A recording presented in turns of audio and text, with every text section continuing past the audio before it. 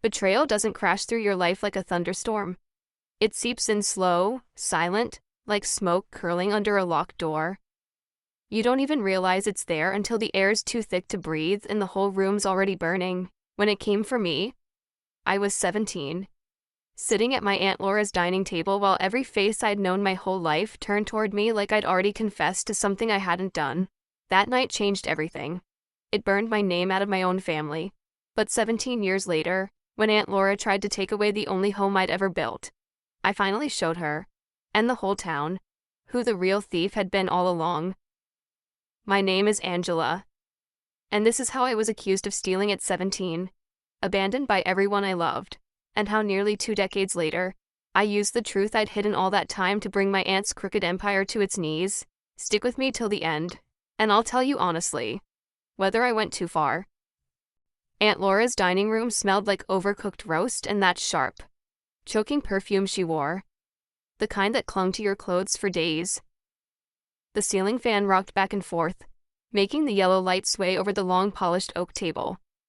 Every surface gleamed, every picture frame on the wall told a story of smiling cousins, graduation gowns, silver-trimmed weddings, proof that our family made people worth admiring.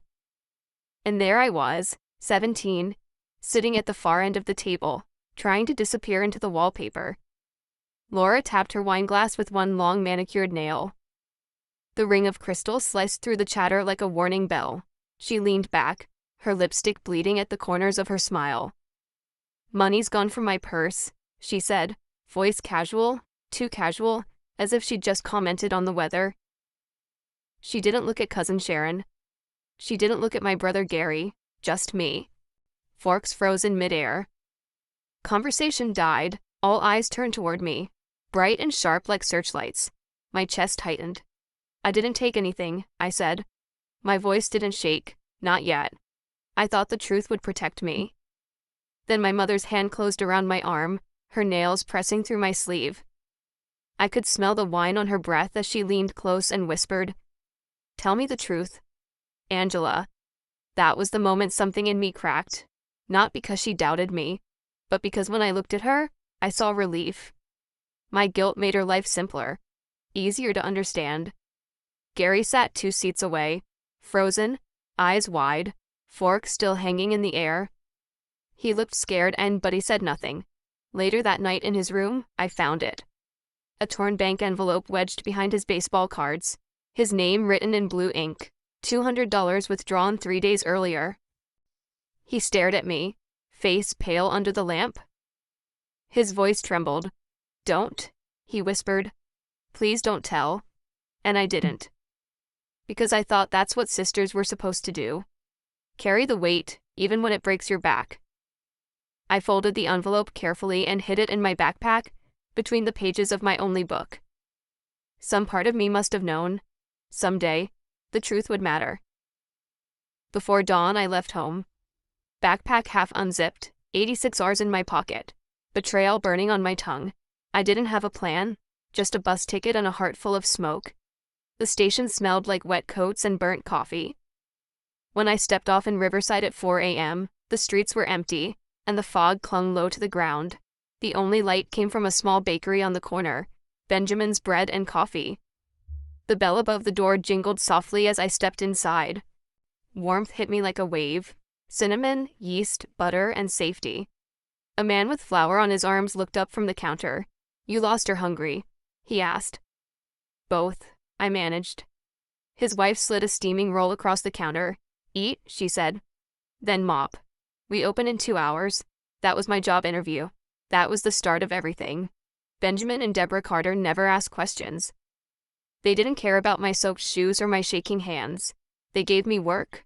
Then later a key to the small room upstairs. A narrow bed, a window that jammed, a heater that rattled, rent taken straight from my paycheck. No pity, no judgment. For the first time, silence meant safety. Deborah taught me how to refill jam jars without spilling a drop. Benjamin showed me how to knead dough until it listened to me. "You don't fight it," he'd say. "Treat it rough. It dies." The days fell into rhythm, scrub, sweep, slice, breathe. My muscles ached. but it was the kind of ache that meant you belonged somewhere. Every week, I wrote home. Short letters. I'm fine, don't worry. Sometimes I slipped a few bills inside for Gary. No name, no return address, just a ghost sister haunting the mailbox. For a while, that was enough. But betrayal doesn't leave quietly. It circles back when you least expect it. One morning, a white envelope slid under the bakery door. The rent was going up at 18%. At the bottom, the name hit me like a punch. Mercer Properties. Aunt Laura's company. The same family that had thrown me out was now trying to take my home again. I stood in the kitchen, hands covered in flour, staring at the paper until the letters blurred. Deborah put her hand on my shoulder. "We'll figure it out," she said softly. But her voice trembled. I couldn't let them lose this place. Not her, not him, not again, so I started fighting, quietly at first. I saved every receipt, every email, every late-night phone call. I photographed the leaky ceiling and broken heater. I gathered proof of rent payments made faithfully for 15 years. I spent nights at the library studying tenant law under flickering lights. The deeper I dug, the uglier it got. Mercer Properties had done it before. Hiking rents, forcing small businesses out, letting buildings rot until tenants broke. It wasn't business. It was predation. But I wasn't that scared 17-year-old anymore. Word spread. A local reporter came. The story hit the papers. Beloved Riverside Bakery bled dry by corporate landlord. Customers flooded in. Strangers filled the tip jar, bought bread in bulk, and whispered, "We've got you." Something inside me lit up. For the first time, I wasn't running. I was standing my ground. Then, one evening, Benjamin and Deborah sat me down. Steam curled from their tea. "We're ready to retire," Benjamin said. "We want you to take the shop."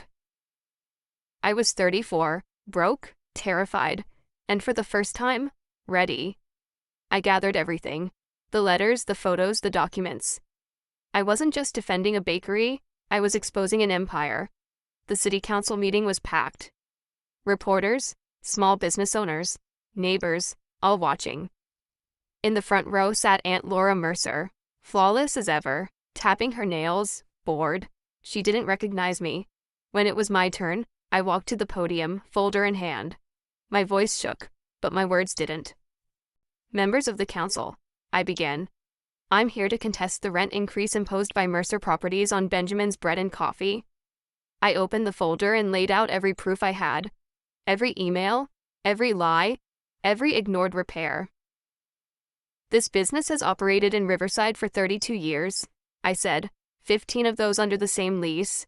They've paid on time, kept the building standing when Mercer Properties wouldn't lift a finger. And now, they're being punished for surviving." The room fell silent. Even Laura stopped tapping her nails. And for the first time since I was 17, I didn't feel like the accused. I felt like the one holding the match. I projected documents, rent receipts, ignored maintenance requests, photos of leaking roofs, cracked windows, dead furnaces. Mercer Properties has a pattern. Over 5 years, they've forced out 12 small businesses through unjustified increases. Everyone is replaced by corporate chains. Murmurs rippled. Laura shifted uncomfortably. "But there's something else you should know about this landlord." I clicked to the next slide. A photo appeared. Laura's dining room. That yellow light, that polished oak table. Laura's face went pale. 17 years ago, Laura Mercer accused me of stealing $200 at a family dinner. I was 17. Her nephew, my brother Gary, actually took it. But she chose to believe I was guilty. The room went silent. I have proof. I held up the bank envelope. Gary's name is still visible, preserved for 17 years. I kept this, not for revenge, because I knew the truth mattered. I looked directly at Laura. Her composed face was cracking. She exiled me that night, told everyone I was a thief. I ended up here at Benjamin's Bakery at 4 a.m. with $86 and nowhere else to go. Benjamin and Deborah saved my life. My voice broke. I pushed through. And now Laura Mercer is trying to destroy the only home I've known. This isn't about rent. This is about a pattern of cruelty. This is about accountability. I placed the final document, a legal brief prepared with pro bono help. "I'm not just asking you to deny this increase. I'm asking you to investigate Mercer Properties for predatory practices. I have documentation of 12 cases, signed statements, evidence of systematic exploitation. I stepped back. Laura called me a thief at 17, but she's been stealing livelihoods, community spaces, futures, and I'm not letting her steal anything else. The council deliberated 20 minutes. When their turn, the decision was unanimous. Rent increase denied. Investigation into Mercer Properties opened. Immediate inspection mandated. As applause erupted, I watched Laura stand. She moved toward the exit, but her eyes found mine. She stopped. Recognition flickered. You, she whispered. Me, I said. The thief you exiled. I didn't steal from you then, Laura. But you tried to steal my future, and I'm not letting you steal anyone else's. Her mouth opened, closed. No words. She left without a sound. The local reporter approached. That was brave. Can I interview you? Yes, I said. But I want to talk about Benjamin and Deborah too. About what a real family looks like. The article ran 3 days later. Front page. False accusations. True justice. How one woman exposed a predatory landlord. It included Gary's envelope photo, quotes from other targeted business owners, a timeline of Laura's exploitation. Within a week, the state attorney general announced a formal investigation. Laura's company faced $340,000 in fines, mandatory restitution, civil lawsuits. Her pristine reputation built on philanthropy and church donations crumbled like stale bread. 2 months later, the bakery bell rang. Gary stood in the doorway. Older, leaner, but the same eyes that once begged me to stay silent. He didn't speak at first. Just stood there, shifting, gaze sweeping the bakery like he wasn't sure he was allowed inside. Finally, I heard what you did. At the hearing, nodded, waited. You told the truth, he said, voice cracking about me. I kept that envelope for 17 years, not because I hated you, because I knew the truth would matter more than keeping peace. Has swallowed hard. I'm sorry for everything, for letting you take blame, for never speaking up. I know, I said. The words I'd craved were finally there, and I realized I didn't need them anymore. But he did. I slid a roll across the counter, just like Deborah had done for me. Eat, I said. He stared, confused. Then mop, I added. His laugh cracked into a sob. What? You want forgiveness, Gary? Earn it. I work here every Saturday for a year. Face the people. Learn what accountability looks like. Tears streamed.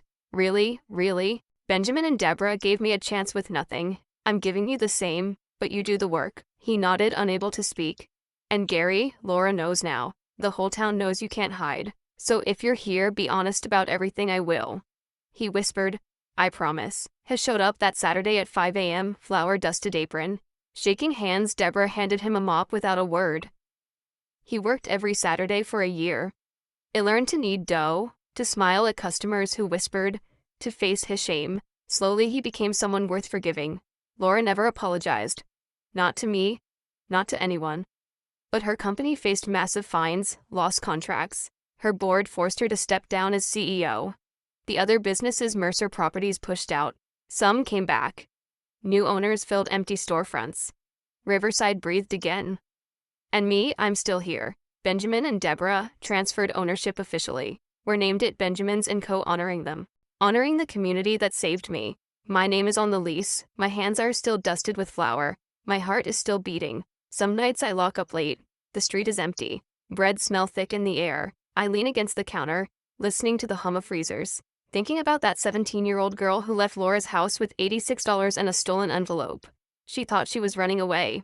You didn't know she was running toward everything that mattered. Family isn't blood.